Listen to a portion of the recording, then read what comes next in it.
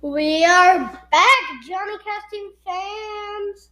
I hope you liked my last episode. It was my first time using transition, so yeah. Happy that. Alright, let's just get started. Alright. Clay looked down and saw dragons filling into the arena seats. They seemed quieter, more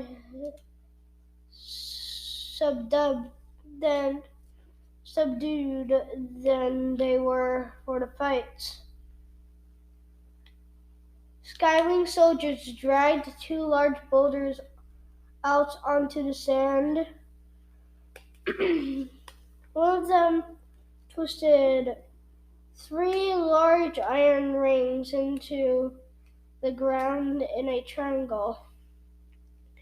Then attached thick chains to them. Quick, spread your wings, Peril hissed. Here she comes. Clay flapped his wings open as Coinscar slithered onto the balcony. He noticed she had traded her gold chain mail for a vest with small black chain links instead of stud with diamonds. She didn't even glance up at the prisoners. Although Peril stayed carefully huddled behind Clay's back. Clay was not frightened. No art required at a trial, Clay guessed. Finally, Kestrel was hauled into the ring, hissing and spitting at the guards around her. A chain looped around her snout, kept her from breathing fire at them. More heavy chains weighed down her talons and tail, so she couldn't lash out. It's weird, Clay whispered to Peril. I've always hated Kestrel, but it still makes me mad to see her like that. How do you know her? Peril asked. She's one of the three dragons who raised us under the mountain, Clay explained. They didn't like us much, but they were supposed to keep us alive until the Talons of Peace came back to get us for the prophecy. He stopped swallowing as he thought of Dune and Webbs. Had he survived the Underground River, at least you had someone.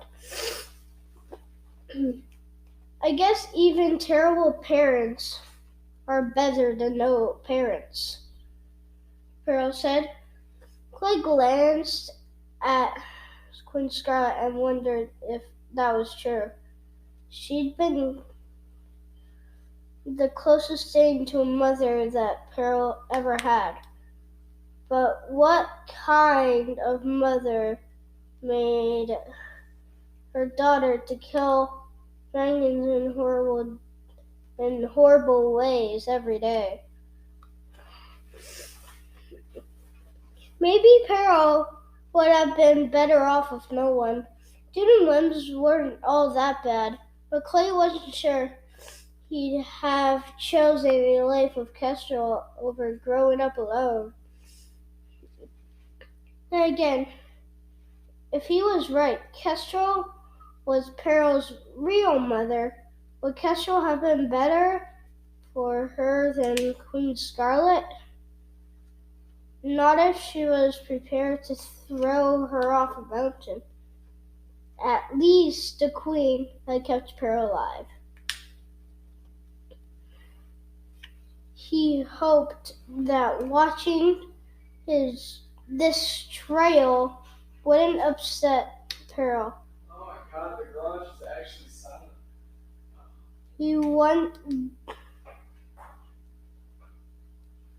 He hoped that watching this trial wouldn't upset Peril. He wondered if he should warn her about Cashel being her mother. But what if he was wrong?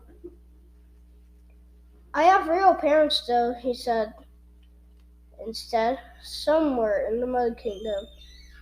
There's a pair of dragons who can't wait to get me back. I'm going to find them one day.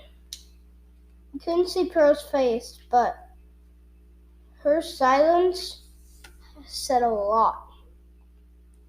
She didn't think she was going to survive this place.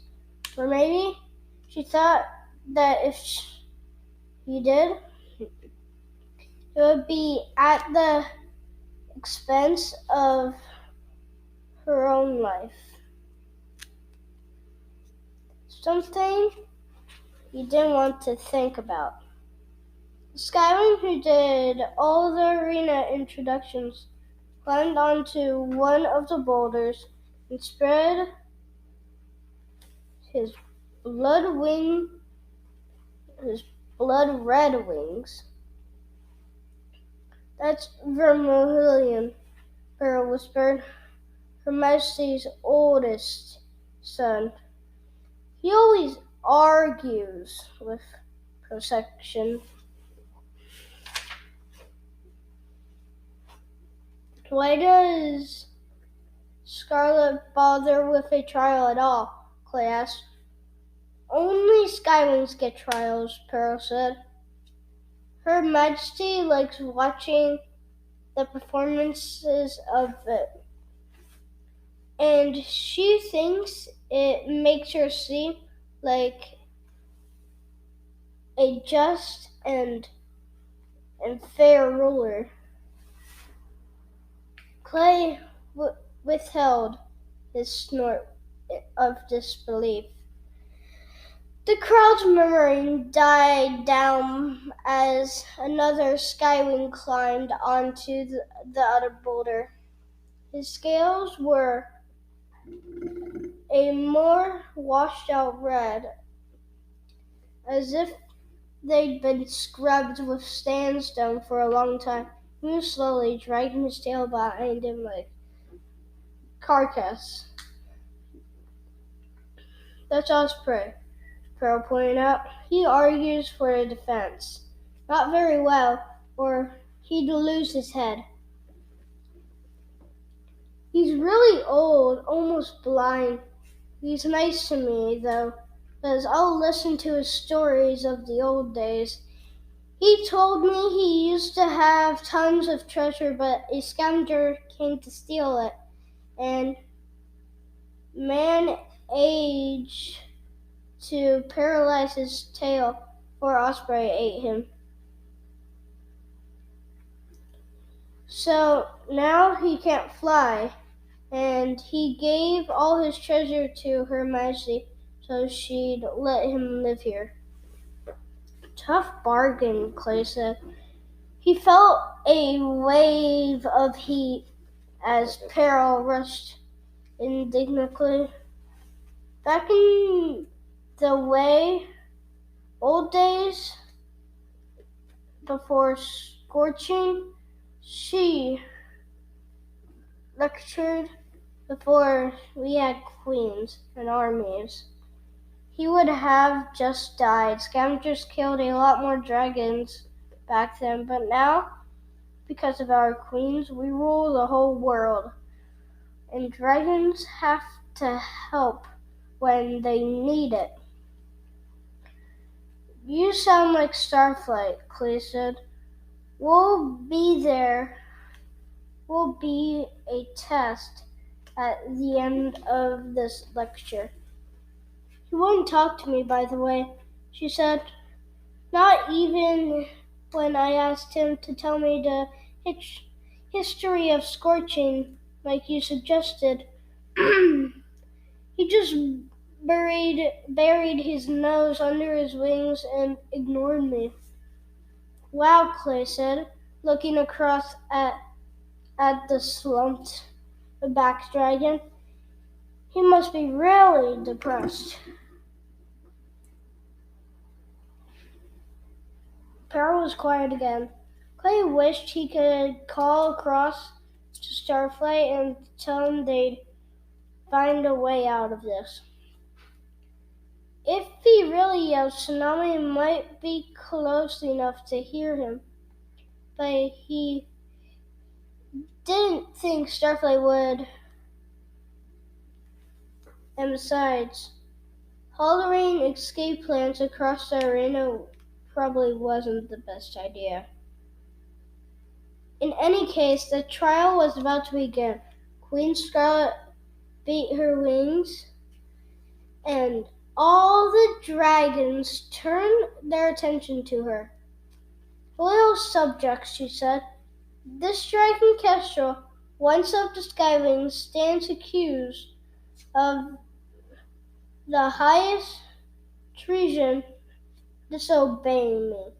Vermilion speaks for prosecution. Your Majesty, Vermilion said, bowing and crossing his talons. The facts are clear. You gave an order. Kestrel disobeyed. You and fled the kingdom. She has been living under your mountains for the last 7 years, aiding and abetting the Talons of Peace, who also refused to follow your Majesty's orders. She deserves a long, painful execution. There is no need to drag this trial out. The dragons in their seats made their hissing fire breath sounds and flapped their wings. Kestrel glared at the queen. Smoke seeped from her bound mouth and nostrils. Well, said the queen, nodded to Vermilion. Now,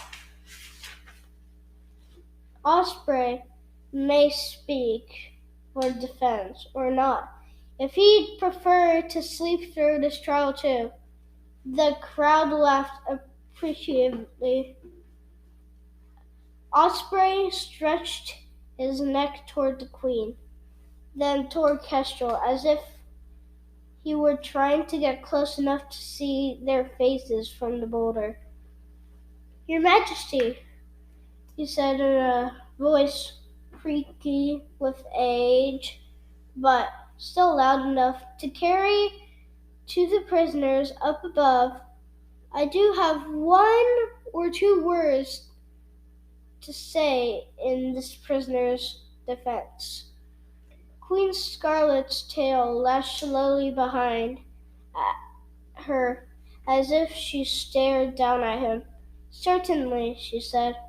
That's why you're here to do. That's what you're here to do. Go ahead. Osprey cleared his throat, coughing out a black puff of smoke. All the dragons were leaning forward to listen.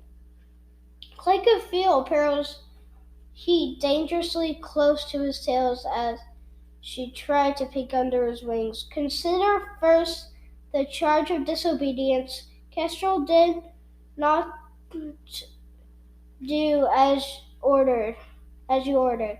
But then, didn't you reverse the order after she was gone? What? Clay could barely follow the old dragon. Is this about Peril? Osprey, Queen Scarlet hissed. Speak painfully, or do not speak at all. And let me point out that one of those options would be smarter than the other. Forgive me, Your Majesty, the old dragon said, straining his wings. I must speak.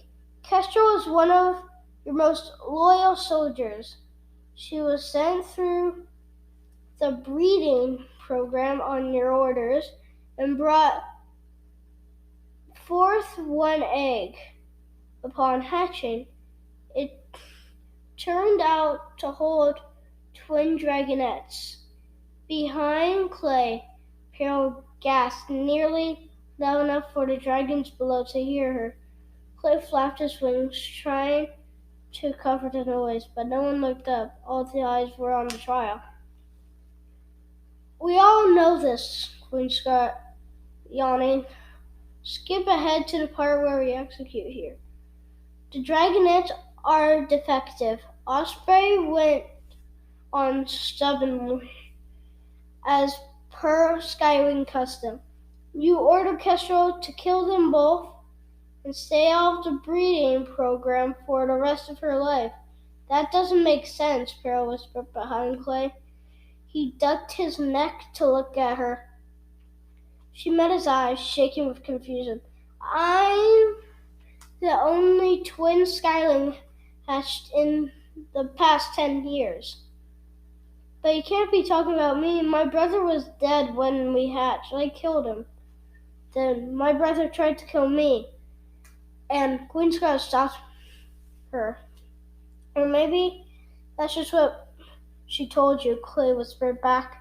The queen rose to her full height and spread her wings, so the sunlight caught on the rubies embedded around the edges. Quite reasonable, she said. But Kestrel tried to escape. Osprey pressed on. She took her two dragonets from the hatching cave and tried to flee with them down the mountain. Just have 3 more pages. I'm gonna make it. So you agree she disobeyed me, said Queen Scarlet, and I think we're done here. You caught her at Diamond Spray River, Osprey said, and there you issued a new order. You told her you would forgive her disobedience on one condition. She must choose one of the dragonets to die. And then you would spare the other lace and Kestrel's own. No, Pero whispered.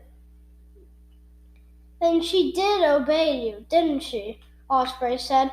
She killed the dragonet with too little fire, right there at the river with her own claws.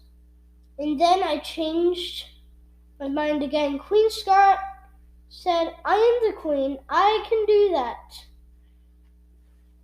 You told the guards. I know, for I was one of them, to kill the other dragonet. And take Kestrel back for trial. She tried to grab her daughter and fly away, but the heat of the dragonet's scales burned her talons before she was a wing beat into the sky, and she had to drop her. She fled, leaving her own dragonet at your mercy. There was a heartbeat of silence. Sounds guilty to me, Queen Scarlet said cheerfully. We'll execute her tomorrow.